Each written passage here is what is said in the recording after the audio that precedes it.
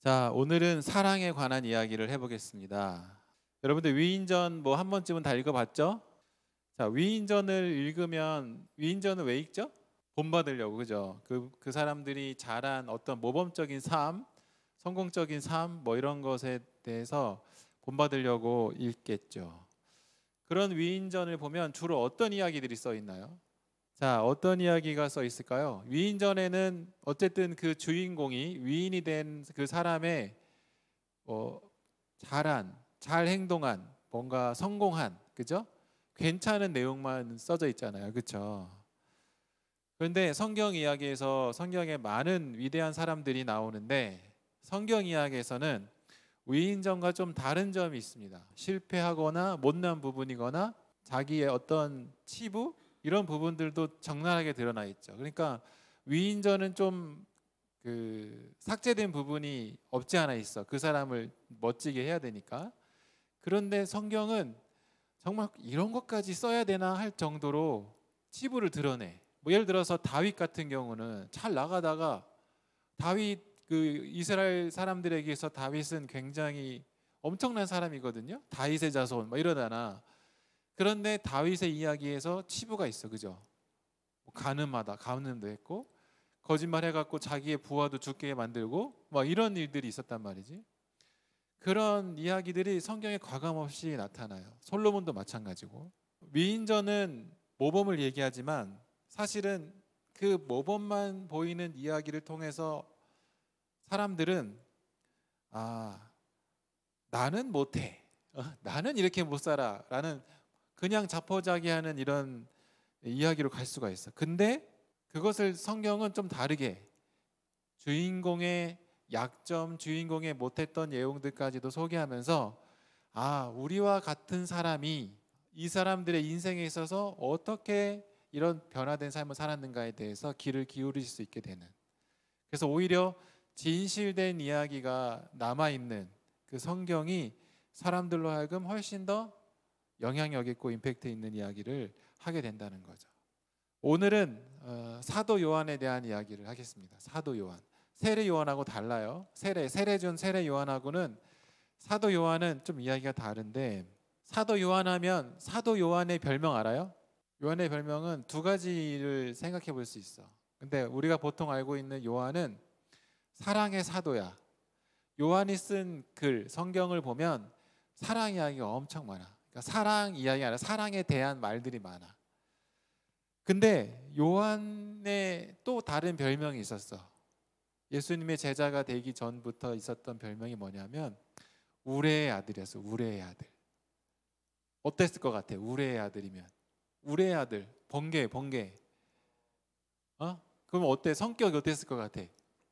불 같았을 것 같지, 그지? 막 급하고 막 변덕스럽고 막 이런 느낌이 있어요, 그지?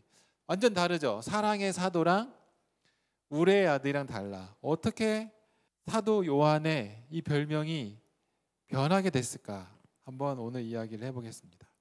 오늘 이야기를 한번 보면 35절부터 45절 사이에 보면 사랑의 사도라고는 생각할 수 없을 만큼 다른 이 이야기가 나와요. 요한에 대해서. 그렇죠? 여기 보면 37절을 보세요. 37절. 같이 읽어볼까? 시작. 이런 얘기 하니까 41절에 뭐라고 하냐면 다른 제자들이, 내가 읽어볼게. 열 제자가 듣고 야고보와 요한에 대해서 화를 내거나. 이거 무슨 상황인지 알죠?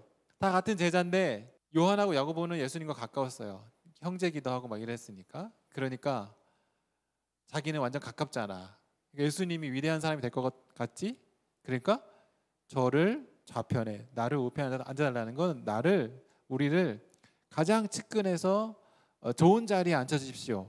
당신이 왕이 되면 뭐 나는 국무총리, 뭐 누군 뭐 이렇게 탁 뭐 이런 그 혁명에 성공하면, 그러니까 뭐야, 다른 제자들이 열받지.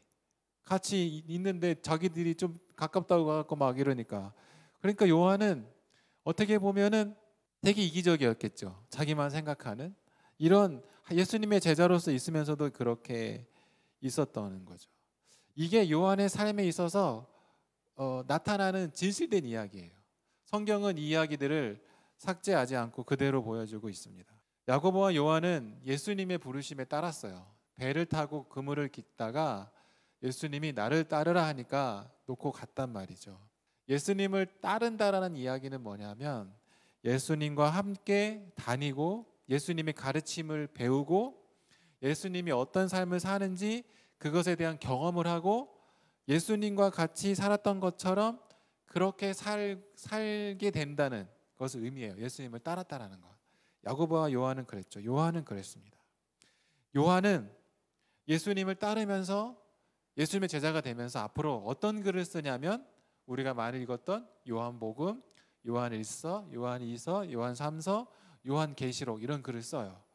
이거는 뭐냐면 이 모든 요한복음, 요한1, 2, 3서, 요한계시록의 글을 통 털어서 보면 요한이 예수님에게서 배운 이야기를 쓰는데 뭐냐면 바로 사랑에 관한 이야기를 쓰게 돼요. 요한은 자신이 쓴 모든 서신서, 복음서에서 사랑이 주제가 돼요. 일관되게 사랑이 일관된 주제로 나타난다는 걸 볼 수가 있어요. 우리 한번 찾아볼까? 요한복음 13장 34절 찾아볼까요? 예수님의 말씀을 인용한 거지만 세례 요한의 요한복음에 있어서는 서로 사랑하라. 그리고 사랑하는 것이 바로 예수님의 제자다. 이런 표현들을 하고 있어요. 또 하나 찾아볼까요? 요한 1서 4장 21절 뒤에쯤 요한복음 뒤에 있어요. 요한의 글을 보면 이렇게 사랑에 대해서 예수님을 따르면서 예수님과 여행하면서 예수님의 가르침, 예수님을 통해서 어떤 것을 경험하면서 배운 게 뭐냐면 그리고 그것을 계속 표현한 요한은 어떤 걸 표현하냐면 하나님을 사랑하고 이웃을 사랑하여라였다는 거죠. 요한은 어떤 이야기를 하고 있냐면 그의 책을 통해서 나는 예수님께 사랑에 대해서 배웠어요 라고 말하는 거와 똑같죠. 요한은 사랑에 대해서 배웠어요. 그런데 요한이 사랑에 대해서 배웠지만 그의 삶은 꼭 사랑을 실천한 것만은 아니었어. 엄청난 큰 사랑의 실패를 한 것이 성경에 많이 나타나는데 그것도 3번이나 나타나 있어. 3번이나. 첫 번째는 오늘 읽은 본문입니다. 하나는 우편에, 하나는 좌편에.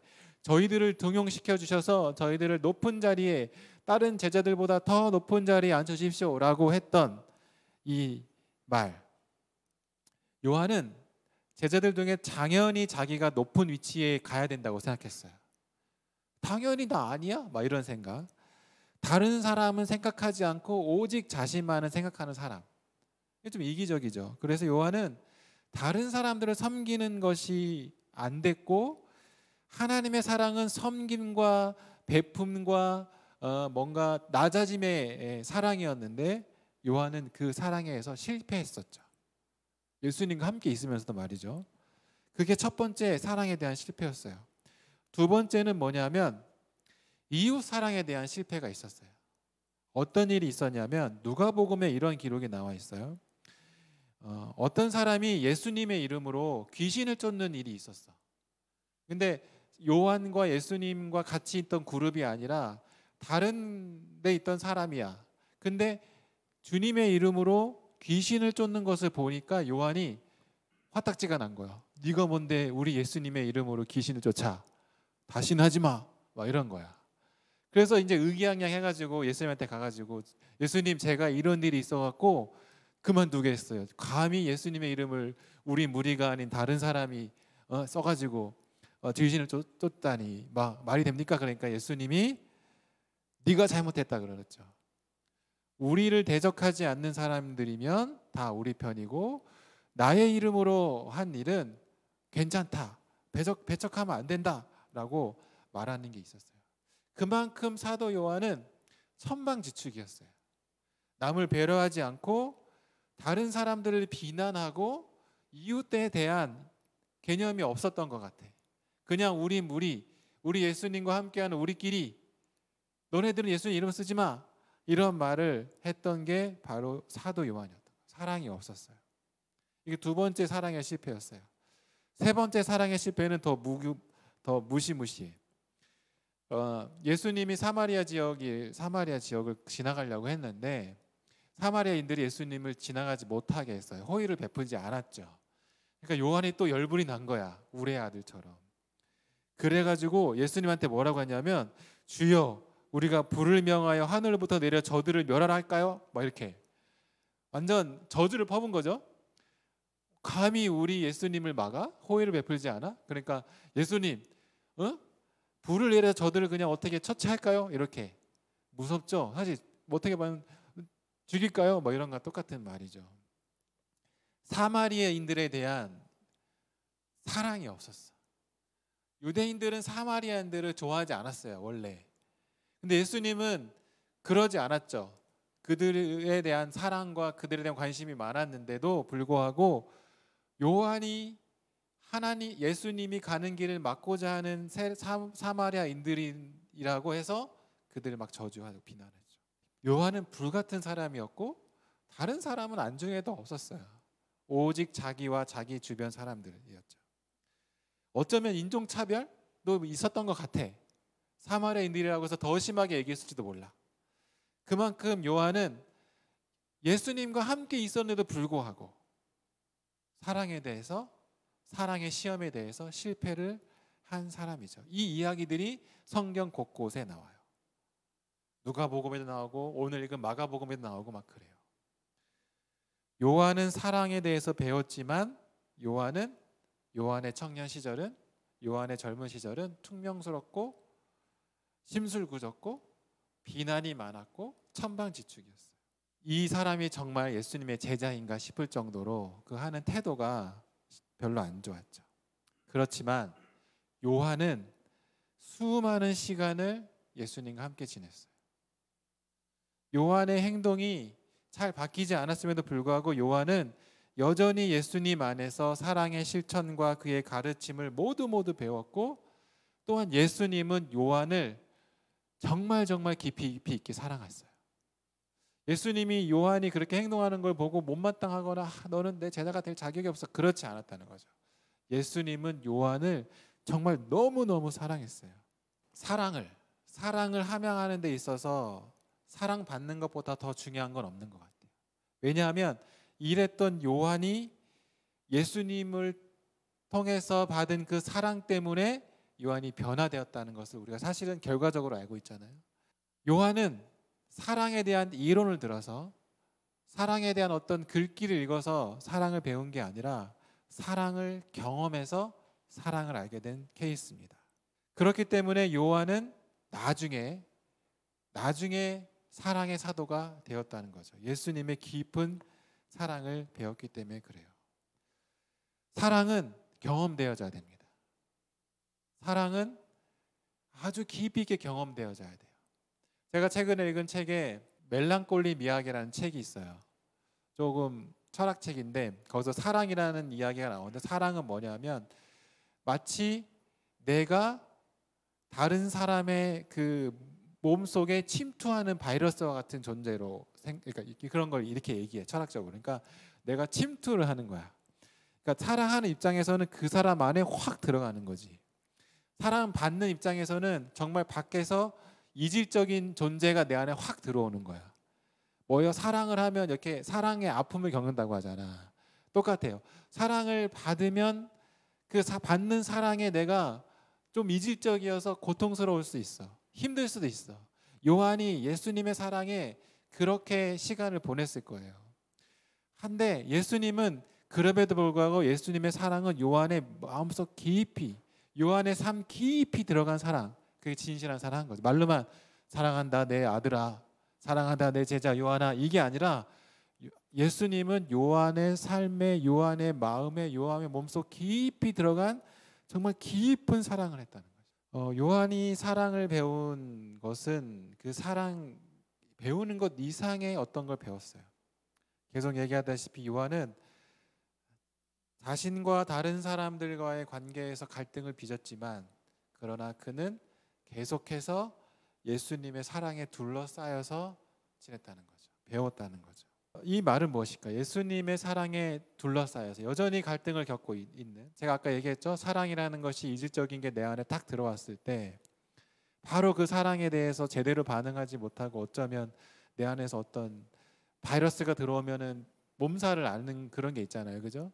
그런 그 과정에서 갈등을 겪고 있던 요한에게 있어서 그럼에도 불구하고 계속 그 사랑의 침투함으로 우리가 면역이 되는 것처럼 적응이 되는 것처럼 요한도 그랬다는 거죠. 그래서 사랑이라는 것은 그의 삶에 어떤 감정적인 사랑을 느끼는 것을 넘어서 전 인격에 영향을 미치는 이 사랑을 받았다는 거예요. 예수님의 사랑. 그래서 나의 어떤 인격, 감정, 가치, 뭐 삶의 방향, 뭐 내가 어떤 생각한 어떤 중요한 것들, 모든 것들이 총망라해서 영향을 받게 되는 거죠.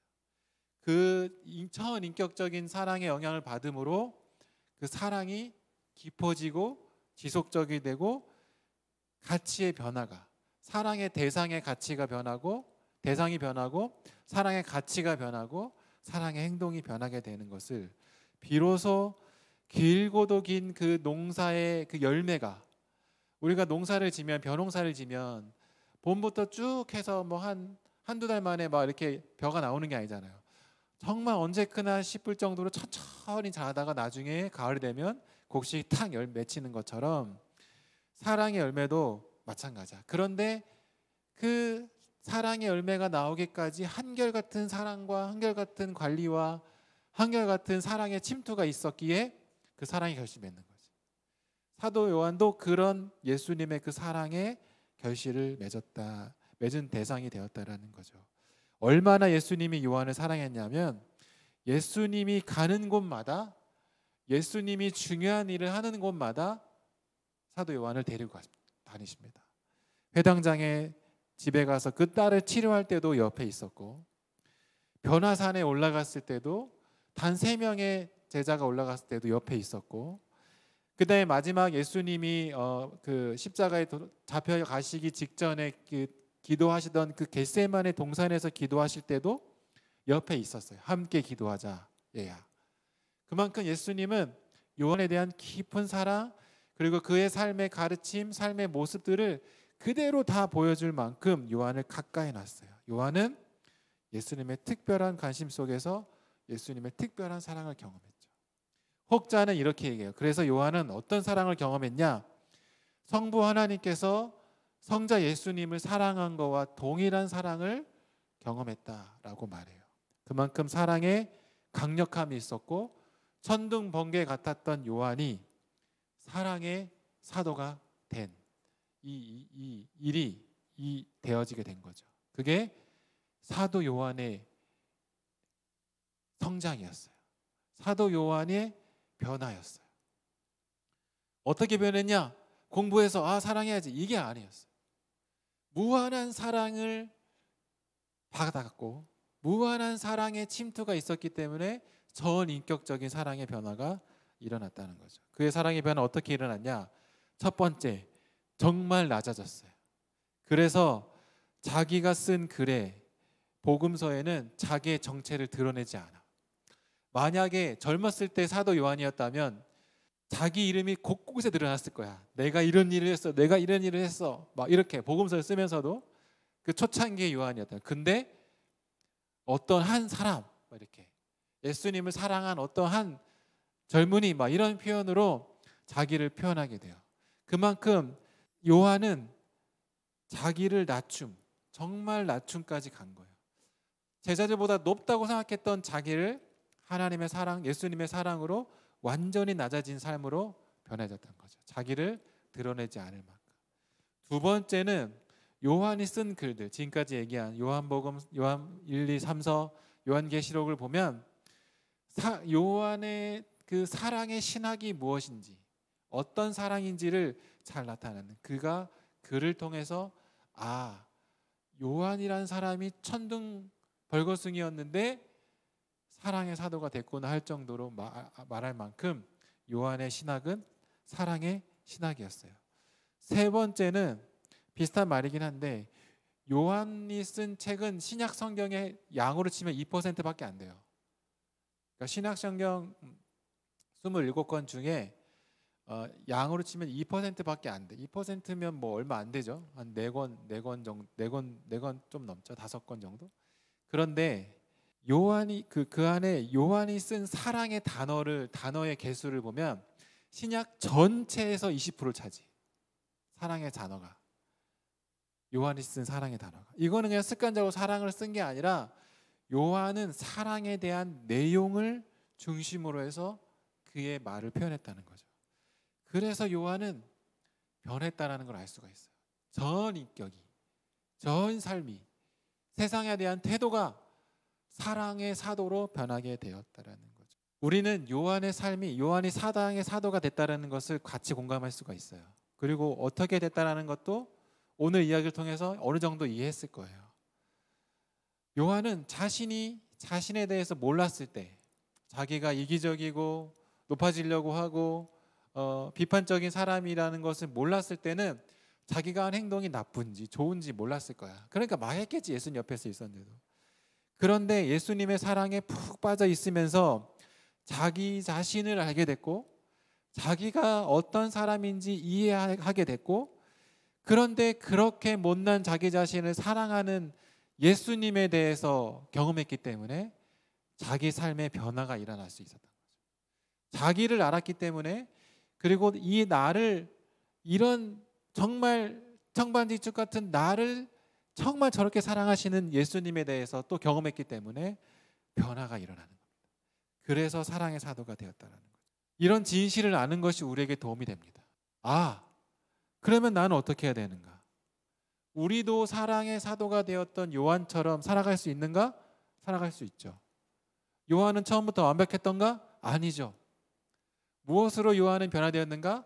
예수님의 놀라운 그 사랑이 요한을 변화시켰죠. 그럼 나도 그렇게 돼요. 그래서 우리가 우리 자신을 제대로 인정하게 되고, 나는 그런 사람이고 나의 한계를 알고, 그러나 그런 나를 제대로 봐주시고 사랑해 주시는 예수님의 사랑을 경험하게 되면 변화가 일어나는 거예요. 나와 다른 사람의 이해가 일어나게 되면 알 수 없었던, 우리 안에 내가 미처 발견하지 못했던 그 놀라운 잠재력들이 깨어나서 발휘하는 순간이 오게 됩니다. 사랑을 경험하게 되면 내가 사랑의 사람이 되는 것뿐만 아니라 더 놀라운 사람이 된다는 것을 여러분들이 아셔야 돼요. 사도 요한은 그 글이 기가 막혀요. 지금 현대인들이 이 글을 분석을 해도 정말 어떻게 이렇게 문학적으로, 신학적으로, 그 다음에 구약과 신학을 오가면서 그걸 어떻게 이렇게 정말 기가 막히게 연결할 정도로 쉽게 쓰면서 심오하게 쓴 글로 유명해요. 이렇게 글을 잘 쓰는 사도 요한이 됐다라는 것은 예수님의 그 놀라운 사랑에 그 삶이 변하고 자기 자신을 제대로 이해하고, 그리고서 자기 안에 있는 그 잠재력이 깨어나서 엄청난 일을 해낸 거죠. 학문적으로든 제자로서든 정말 사랑의 사람으로서든. 우리도 마찬가지입니다. 우리 자신을 제대로 알고 하나님의 그 사랑 안에 푹 빠져 있게 된다면 우리의 전 인격이 변하고 사랑의 사람이 되는 것뿐만 아니라 유리, 원기, 세연이, 찬주, 주영이, 예은이가 갖고 있는 그 안에 독특하게 갖고 있는 그 잠재력, 그 재능들, 하나님이 주신 그 놀라운 그 은사들이 막 용수숨 치듯이 막 튀어나오는 것을 경험하게 될 거예요. 그게 회복이야. 그게 정말 회복이야. 내가 억지로 막 잘 되고 억지로 유능해지고 이게 아니에요. 물론 우리의 노력이 필요 없다고 말하는 건 아닙니다. 그렇지만 우리의 노력으로도 우리 자신을 제대로 이해 못하면 한계가 와. 그런데 예수님의 사랑으로, 예수님의 그 사랑의 깊은 침투를 우리가 허용하게 되는 순간 우리는 우리 자신에 대해서 하나님께 맡기게 되고 우리 자신을 스스로 사랑하게 되고 한계에 갇혀있던 우리가 정말 새로운 발견을 하게 된다는 거죠. 그동안 몰랐던 나의 능력을 하나님의 사랑을 가지고 나와 이웃을 위해서, 세상을 위해서 쓸 수 있는 그런 사람이 된다는 거죠. 충만하고 풍요로워진다는 것을 여러분들이 기억하셨습니다. 오늘 사랑에 관한 이야기를 했어요. 그냥 예수님이 나를 사랑하시는가 보다, 참 좋다, 나도 누군가 사랑해야지, 이 정도 수준이 아닌 거예요. 사랑은, 그 사랑은 우리를 완전히 새로운 사람으로 만들 만큼 놀라운 능력이 있는 거예요. 그 예수님의 사랑의 침투를 여러분들은 마음껏 누리시기 바랍니다. 물론 그 사랑의 침투가 제가 얘기한 것처럼 아플 수 있어요. 왜냐하면 우리의 삶에 변화가 와야 되니까. 사도 요한처럼 청개구리고 천방지축이고 우레의 아들처럼 막 나가던 그 사람이 사랑의 사도가 되려고 했다면 얼마나 혼란스럽고 힘들고 막 많은 경험을 했겠어요. 실수도 하고 고통스럽고 자기 자신에 대한 미움도 생기고 사람들에 대한 뭐 질투도 받고 막 이런 일들이 막 일어나면서 얼마나 고통스럽고 힘들었겠어요. 그렇지만 그 사랑의 침투를 내가 받고 그것이 나에게 정말 놀라운 기적이라는 것을 여긴다면 그 사랑의 침투 때문에 우리는 정말 사랑받는 자가 되면서 멋지고 놀랍고 우리의 놀라운 우리 안에 있는 우리 자신의 정말 멋진 영역들이 나오는, 드러낼 수 있는 그런 그리스도인이 된다는 거죠. 그래서 사랑도 억지로 하는 게 아니라, 사랑도 어떤 체면 때문에 하는 행동이 아니라 내가 교회 다니니까 그냥 착해야지 이게 아니라, 사랑도 뭐 내가 사랑해주면 사랑해주겠지, 내가 친절을 베푸면 나도 친절을 받겠지라는 어떤 의도적인 사랑이 아니라 사랑 그 자체를 경험하게 되고 그 자체로 풍요로움을 느끼고 기쁨과 감사와 행복을 느끼게 되는 그런 사람이 될 수 있다. 그게 우리예요. 그런 게 원래 우리예요. 하나님의 사랑으로 원래 우리를 여러분들이 발견할 수 있어요. 그런 여러분들이 되셨으면 좋겠습니다. 우리는 예수님의 사랑에 둘러싸여 있고 예수님부터 사랑을 배우는 사람들입니다. 놀라운 사랑의 사도가 되시고 놀라운 사랑의 그리스도인이 되시기를 여러분들에게 소망합니다. 기도하겠습니다. 진실한 사랑, 신실한 섬기